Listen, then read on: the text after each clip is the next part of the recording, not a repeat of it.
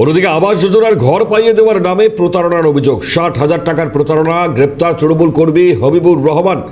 জাঙ্গিপাড়া থানার পুলিশের হাতে গ্রেপ্তার ধৃত হবিবুর রহমান হুগলির বাগচার বাসিন্দা।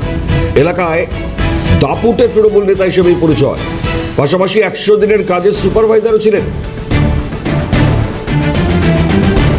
আবাস যোজনার ঘর পাইয়ে দেওয়ার নামে প্রতারণা, 60,000 টাকার প্রতারণার অভিযোগ। আর এই গ্রেপ্তারি প্রসঙ্গে বিধায়ক সন্তু পান কি বলেছেন শুনুন। কর্মসূচি উনি তারকেশ্বরে তারকনাথ মন্দিরের প্রথম পরিদর্শনে যাবেন, দর্শন করবেন এবং তারপর তিনি প্রশাসনিক বৈঠকে আসবেন। আমরা যেখানে দাঁড়িয়ে রয়েছি ঠিক এই জায়গাতেই প্রশাসনিক বৈঠক হবে। ডিএম এসপি সহ এখানকার পার্শ্ববর্তী হুগলির যারা বিধায়করা রয়েছেন তারা আসছেন, সঙ্গে প্রশাসনিক অধিকর্তারা যারা রয়েছেন অধিকর্তারা তারা রয়েছেন এবং এখান থেকে সরাসরি বেরিয়ে আমাদের একটা মাঠ পরিদর্শনে যাওয়ার বিষয় রয়েছে। ওখানেই প্রধানমন্ত্রী নরেন্দ্র মোদী আসবেন। আপনারা জানেন এই ভূমি পবিত্র ভূমি, এই ভূমি পূর্ণ ভূমি। এই ভূমি থেকে শ্যামাপ্রসাদ মুখার্জি ডাক দিয়েছিলেন পশ্চিমবঙ্গের এবং ভারত যাতে